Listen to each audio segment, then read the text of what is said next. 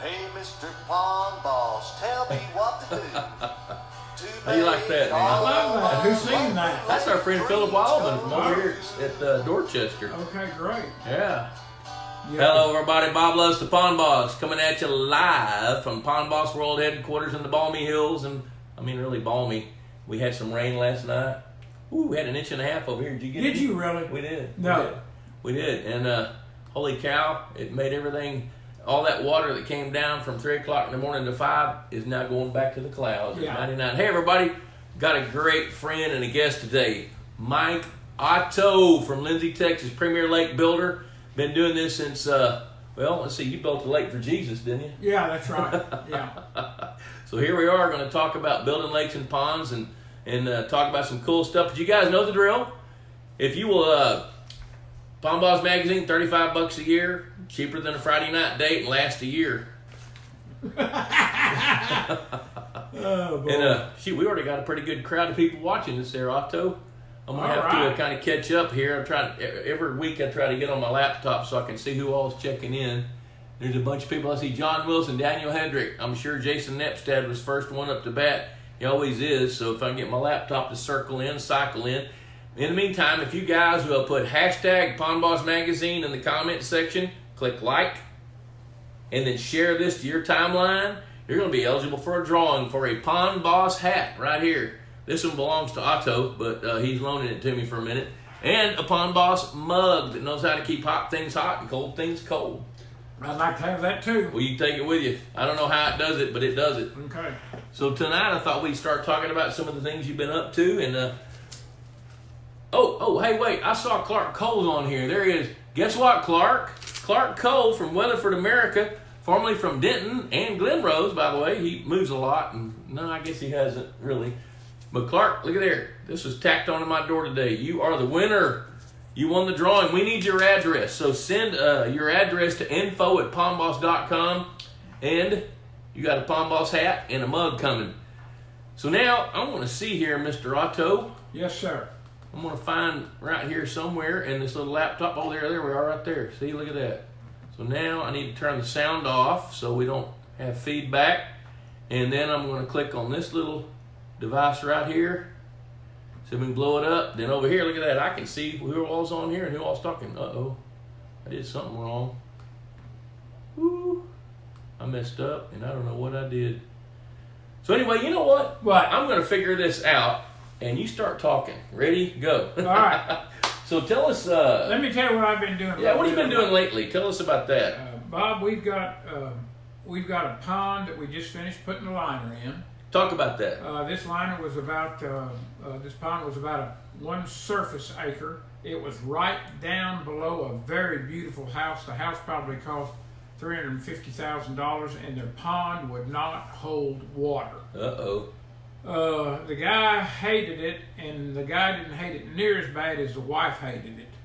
I mean, she said, let's get that thing covered up and get it where it holds water. So we... He started mowing the bottom of it? Yeah, he did. Yeah.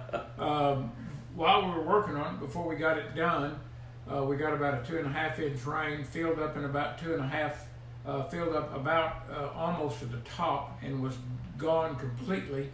And I'm going to guess 3 weeks. Oh my. Yeah. So when I say it didn't hold water, I mean it did not hold water. That's not even long enough to take a bath. Yeah. So we shaped it up a little bit for him, got the liner guys to come out and look at it. They came out like on a Sunday afternoon, started putting liner in, and by Tuesday morning they were gone, and we were putting dirt back up on top of the liner. Okay, so when you put a liner in a pond, how do you do that? The key to installing a liner is having other people do it. Okay, so when those other people show up and you go to lunch, what do they do? Let me tell you what they do. This is what I tell people all the time about a liner. When it gets off of the truck, it's in a roll that's about 4 feet tall, 20 foot long. It weighs about 4 tons. Okay, now when you lay that out on the ground and spread it out, it still weighs 4 tons. Oh, so it's tough to move. Okay. You need to have some people that know what they're doing to get that liner placed where it needs to be. So what I just heard you say is you better put it in the right place, because when you unroll it, and then start pulling it, you got one chance to get it because you're not going to scoot it You're across not the going to ground. move it anywhere at all. Okay, and if you try to pull it, you're going to tear it. Well, this stuff's pretty tough. It was 40 mil. We're not talking about garbage bag stuff. It's pretty good pretty good liner. One of the key ingredients to it being pretty successful is, of course, having a anchor trench. It's about a foot deep. It goes all the way around the pond, about a foot above waterline. Okay. The people that install it, they'll lay it down into the anchor trench. Depending on what time of day it is, they'll either let you backfill it right then, or they want to wait till the next morning. If you backfill the anchor trench in the heat of the day, when you come back in the morning, you got a trampoline. Oh, really? Yes, sir. So it's expanded in the heat, and then in the next day it stretches it tight. That's right. Okay. So you try to because it shrinks. And the first thing in the morning, you want to do your anchor trench. Get it covered, because that's as tight as it's going to get. Boy, if you learn that the hard way, you got a problem. So anyway, that's what you do. You get the liner in the anchor trench, get started. The guys melt them together. Now this is a new technology with putting a liner together, these synthetic liners. In the first couple of times we worked with a liner, we had problems with the machine that melted the liner together. So it welds it. It Welds welds it it with heat. together. Okay. Yeah. Okay. In the beginning, that was done by hand. There's a guy down on his hands and knees, and he's trying to move the welding machine, which looks like a toaster oven. He's moving it across there, and if he doesn't go fast enough, it will. If he goes too fast, it won't get welded properly. If he goes too slow, it'll melt it. That's exactly right. So now that is computerized, where the guy that is running the welding machine it's a remote control, looks like a little phone booth, and so all of the some of these guys don't know what a phone booth is. well, I was just looking at your phone there, and so I was thinking okay. it's not much bigger than a phone. So, but that's how they do that now. Oh, okay. Okay, now the next thing you got to do is put dirt back up on top of the liner. But you can't drive any machinery on it. That's right. You got to start off of the lake site above the water line. Start putting dirt out there either with a bobcat, a track bobcat, or a real low pressure dozer, and you can start pushing dirt out there like that. So when you prepare the site, you got to get rid of all the rocks and the sticks and junk that's in it, anything that can puncture a liner. That's right. You get rid of that, so you pretty much have a bowl when you start. That's correct. And then you've got dirt stockpiled all the way around the perimeter that you can push back down on the liner. That's correct. Is it topsoil or no? Okay, no, you good. don't want to put your topsoil back down Okay. in there. All right. Nobody buries their topsoil in the bottom of a pond. It grows too much moss, and it has greater value somewhere else. So what are you putting on it? Are you buying sand? No. Okay. We almost always use native material from the property. And it's pulverized, and That's correct. So when you put it on it, you're not going to be pushing it through the liner either. That's right. No rocks, no sticks. You need to be pretty careful with that. You want to be careful with that before you get in trouble. That's how that works. Be careful before you get in trouble. You bet. Yeah. No sense being careful after you're in trouble. That's right. Clark Cole says hi, and of course he won the drawing tonight. Jason Nipstad checking in. He's North Carolina, Fayetteville, North Carolina. Daniel Hendrick. Daniel's got a really cool place over there in East Texas. John Funk from Mid-Michigan is checking in. John watches Mike Cottrell, Clayton Bounds, John Wilson. He's Aqueduct. All right. You met John. He You lives bet. at the last Palm Boss conference, one before.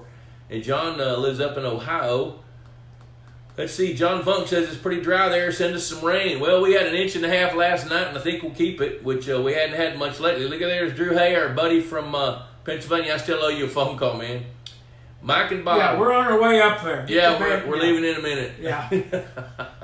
I got to put several days together, which is a little bit of a struggle right now, and I don't even know why. Great to see you guys. See, Bob, you just had to get Mike on for me to watch again. Well, where's Maddie? Doesn't she watch?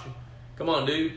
Let's see here. Todd Austin, Brian Lawrence, Derek Kleinert. He's local. Derek is he actually works with James Blakely, so Derek does quite a bit of dirt work right around here locally. Huh, I need to meet him. Yeah, he's a good guy, a real good guy. He loves the lake too. Todd Austin did the hashtag. Look at there's Danny Tolliver. You know Danny. Yeah, I sure do, Danny. Tell us about what you did with Danny. Oh boy, I made Danny's 3 kids the happiest 3 kids you can ever imagine in your life. What'd you do? Well, we built him a couple of acre pond. Fortunately enough, he had good material, so it holds water well. He had good drainage, filled it up. Oh. It was a real interesting project, and he's got those kind of kids, when they get out of the car, they start running. If they need to go to the bathroom, they do that first. While they're running? His did it while they were running. They had the time of their life. They started off, went down to the bottom of that hole, and they really did enjoy themselves. That's cool. You bet. Good kids. Christopher Aguilar's checking in. Sean Wenzel, great points. He said, Christopher says, what's up? We're up to bat, top of the 9th. We have a lead, so we're kind of cruising into the 9th inning. There's Danny Mack from down in South Texas. Hello, gentlemen. I made it. Just been forgetting and watching later. Got LTE cellular internet at 25 megabytes per second to replace a DSL. So he can actually watch us while we're talking instead of 15 seconds after we're talking, and his video is not stopping. Now, good thing about Danny Mack is he's either at church or at the bar on Wednesdays. My kind of guy. Yeah. And today he's with us. I love that. Great. Gary Hempel says, howdy. Look at there. There's Newt Mackey. This is Kathmandu. So he's got a, Kathmandu. You bet. Ken Gramala. Newt Mackey. Dude, you need to, on a conversation, you need to tell me how you got Canute Mackey out of Ken Gramala. He's at his Oak Island house. Good to see you too. Gary Hempel did the hashtag. Remember to do that, guys. Hashtag Pond Boss Magazine. Click like, share this on your timeline. Dan Drollop says howdy. Leanne's checking in. Let's see here. Leanne says hi. Hello, Leanne. Hey, I found that box you left for Mike. I just hope one of us remembers for him to take it with him in a minute. Can you come back and put it in the pickup for me? It's too heavy for me. Michael Gray. We know Michael. Michael's a pond builder. Mike. Yeah, Michael Gray's checking in from the Nashville, Tennessee area. I said area. We don't want to disclose his location in case there's a warrant. No, I didn't say that really. Michael Gray is a premier lake builder over in Tennessee, Central Tennessee. Actually, he'll travel all over the place. So if you guys are in that area and you're looking for somebody to help you build a pond, and I'm going to tell you something, he lives with stuff that Otto doesn't, which is rock. He's an expert at how to work around, through, blow up, dynamite, rock, so you can have a pond. He knows what he's doing. Danny Tolliver loves the pond. Been catching some pretty good fish this summer out of it too. That's a good deal. Good deal. Christopher Aguilar just got back from Alaska, slammed a few salmon. You know what? I absolutely love salmon. Love them. We went fishing up there a couple of years ago and came back with 150 pounds of halibut and salmon. We grazed on that for the better part of a year, and we ate it a lot, and we liked it a lot. You got some of that, Bob shared that with us, and it was sure fine eating, believe me. There's Beth LaHaye. Hi, Beth. She's our associate editor of Pond Boss Magazine. Every word that goes through Pond Boss's pages went through her eyes, her brain, and she fixed it. Let's see. There's Jerry Oler. You know Jerry, videographer from San Antonio. Yes, sir. Kirk David Granberry. Good evening. We start digging tomorrow. Do you know him? No, I do not. Okay, well, we might need to hear more about that. Gary Hempel, dynamite is for fishing. That's good. Yeah, Gray. Yeah, that's a good comment. Yeah, Michael Gray uses it for getting rid of rock, and some people still use it for fishing, I guess. That's it, yeah. In our part of the country, when we run into rock, we tell the people to buy another place. Yeah.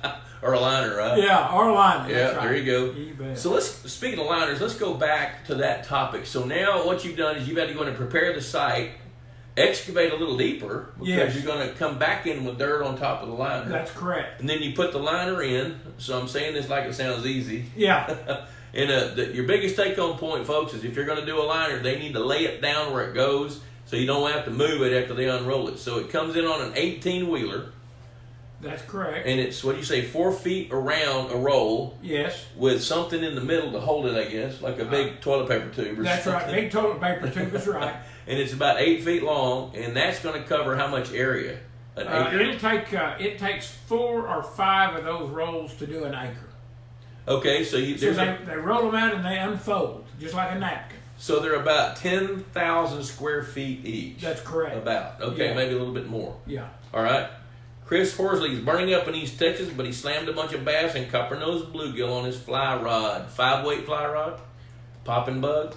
Are they hitting the top? What are you doing? Type it in there and tell us what you're doing.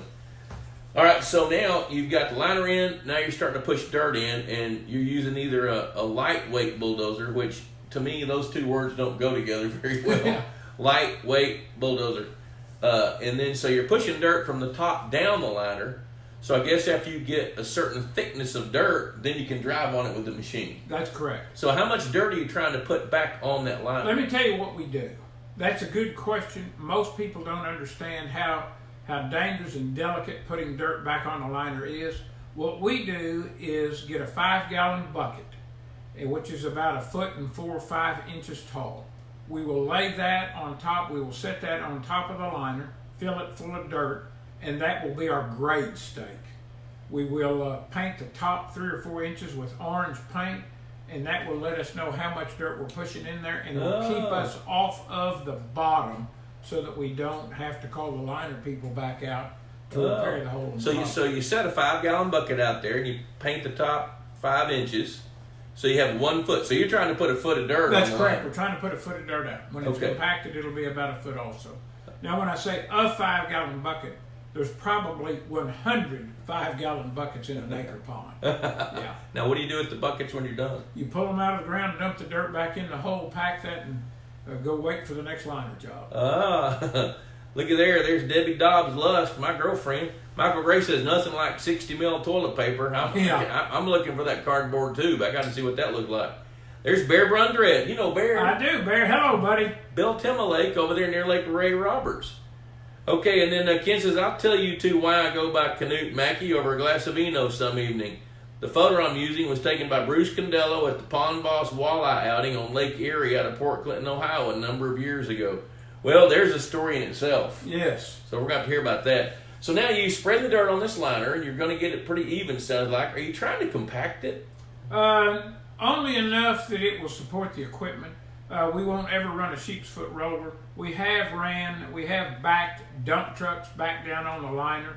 So if you're going to do that, and we only do that to make it where we're not pushing dirt quite as far, we will, pack it enough that it'll support the dump truck. But that's the only reason to do any compaction. There's no water, there's no roller, there's no real compaction to it. So the foot of dirt you put that over the entire liner? Yes. All right. Now, when the pond gets ready to fill up, how do you keep the dirt from washing off when it rains and water comes in? All of the water that comes into the pond is terraced to 1 or 2 places. There will be a terrace that you don't hardly notice right above the water line, and we will channel the water to one end or the other, or maybe the natural drain that comes in. Mm-hmm. Some of the extra liner that the people left, we will lay on top of the dirt, and water will run in on top of that liner. So you're creating kind of a chute. That's where on top of the dirt when you're finished, so the water can flow down on the plastic and not erode the dirt out. That's right.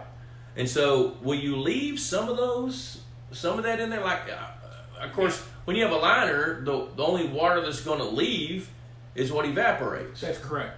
So it's pretty much going to stay full depending on where you are, unless you really hit a drought. So do you leave a little bit of that liner in there? Do you leave the whole thing in, or do you take it out? We leave most of that liner in there, and then we've got it covered with riprap just to kind of dress it up so it doesn't look like a slide for the grandkids. Okay, I love that. So it looks natural. You bet. So you got rock on it, and that's where the fish are going to live anyway. There's Ron Ardoin, our Cajun friend from South Louisiana. He's going to be coming up to the Bob Lusk Institute Higher Pondology here, and I think in the springtime he's going to bring a bunch of boudin. He's going to pay with sausage. Oh boy, I love that. And I didn't mean to call it sausage, but boudin. We love boudin. So Drew Hayes got a legitimate question here. So what degree slopes are your sides to keep the soil from sliding off the liner? Boy, that is a good question. For somebody that's, and you know what a 4-to-1 slope is, but for people that do not know what a 4-to-1 slope is, you need to be able to drive a pickup parallel to the top of the ground on the side slope without it slipping down. If you want to measure it, try to do about a 4-to-1.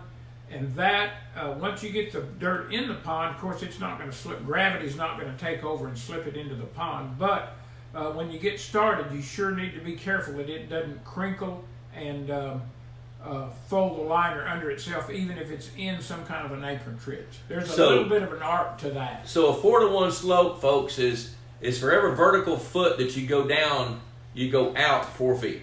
That's a 4-to-1 slope. I'm trying to get this where you can see it. Okay, you go down a foot, you go over 4. That's the way a 4-to-1 slope works.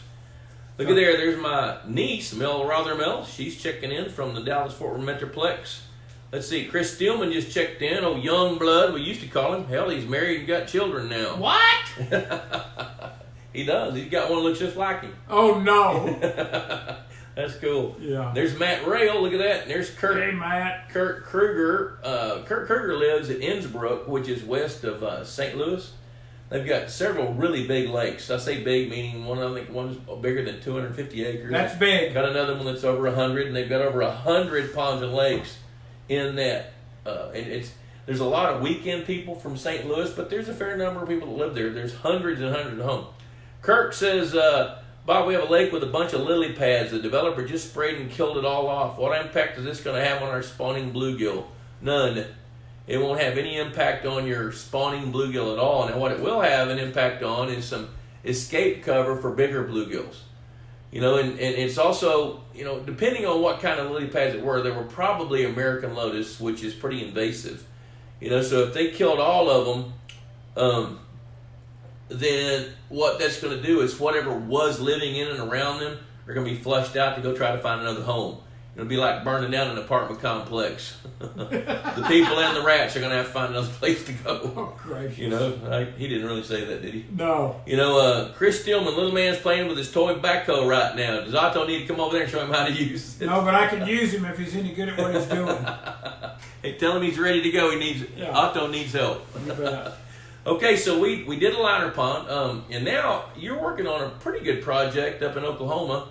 It's going to be about, I don't know, what, a 20-acre lake or so? It'll be at least 20 acres. Okay, which that's pretty sizable for today's world, and the dilemma you're trying to battle through right now is what size pipe to use for the primary spillway. That's correct. Take us through that decision-making process between you and the landowner and what's the right thing for the lake. Okay. Take us through that. All right, let me talk to you a little bit about that. First of all, this lake has probably got about 500 acres of drainage, and we don't know that it's got a live spring that keeps the creek flowing all the time, but the creek is flowing all the time. So you're damming up a creek that's got some flow rate. That's right. Okay, so you're a little bit not worried, but you want to manage that flow rate after the lake is full. That's correct. Okay. And we're going to be able to do that a couple of ways. Part of this overflow pipe will have a valve on the back, and they can regulate the water level by a valve, letting the water out anytime they want to, or they can keep it completely full. All right, now what we're trying to do is make sure that the primary spillway pipe, that's the main way that we get rid of water in a pond.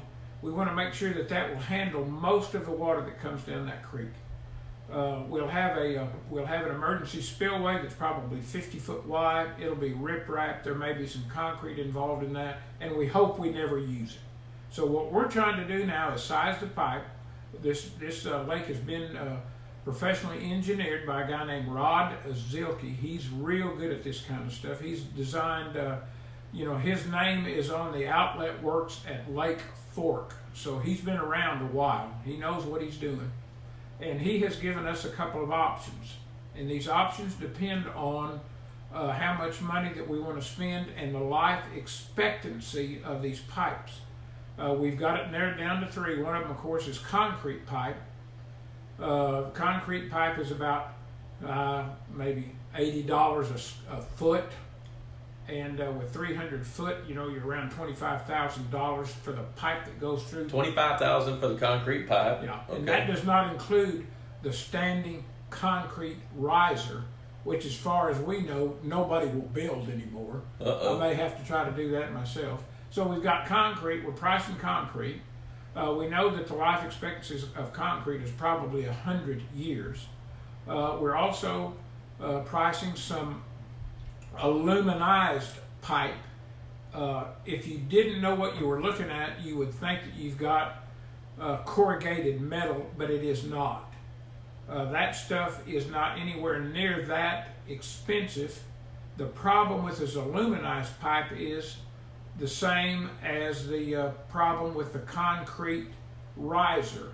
The riser for the aluminum pipe is going to be 26 or 27 feet tall, and the manufacturers really do not want to build a pipe that's that tall. They said it's a safety issue, and they really do not have it designed structurally to stand that tall. Well, can't you just save a little bit on the length of the pipe by moving it further in the dam and have a little bit of it sticking up out of the dirt?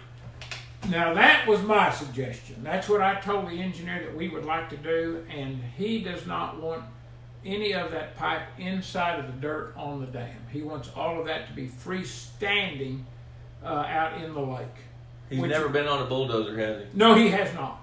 And he's never tried to set one of those pipes, and furthermore, he's never gone out to the pipe in a boat to try to turn the wheel that will open the valve to drain the lake. Yeah, or pull the debris out of it. There you go. Yeah. You know, you can only dog paddle for so long. Chris Blood checked in. Texas Hunter's a great sponsor of Pond Boss. We appreciate them. Love it. Chris has got a pretty neat question for you here. And Purina Mills is also a sponsor, and we appreciate those guys. They got some of the best fish food on the market, especially for what we do. They have the best fish food. Chris, there's Barry Gann checking in. Good to see Barry. Mike Snooks checking in. Walter Haddocks has got a question, but we'll hit Chris Bloods first. He says, "Hey, Mike Otto, it's great to see you. What's the coolest lake you've ever built, and why?" I always answer that with the one that I'm working on to kind of,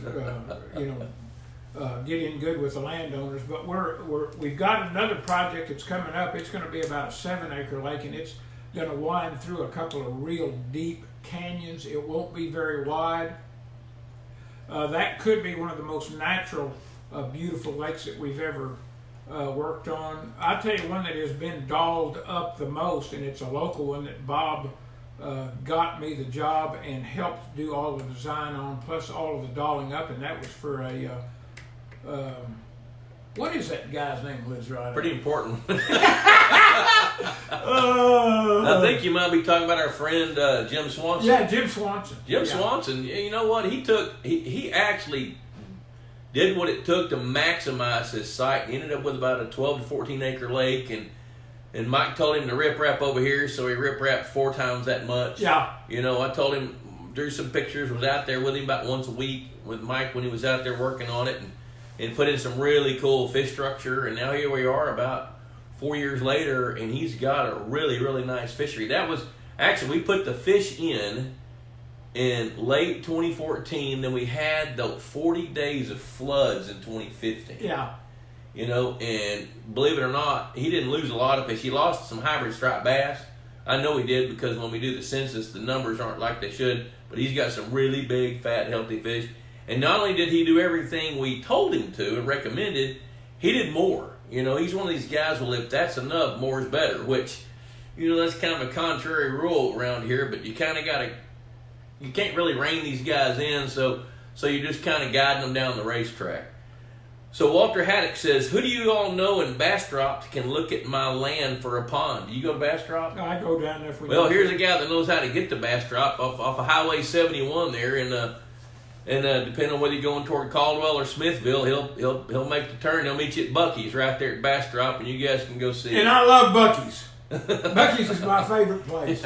I don't buy anything there except gas. It's too high, but I love those clean restrooms. Stephen Barnes checking in. All right. Stephen doesn't usually have time to hang out with us, but I guess since he knew you were coming, here he is. All right. Paige Whitecotton, she's got a glass of red wine right now, watching this make fun and have fun and do fun. So there's Ron Ardwin, South Louisiana. Hey, Bob. Hello, Mike. Good to see you all. I had an awesome conversation with Kelly Duffy this afternoon. Kelly Duffy's our weed guy. Yeah. You know, we've known you and I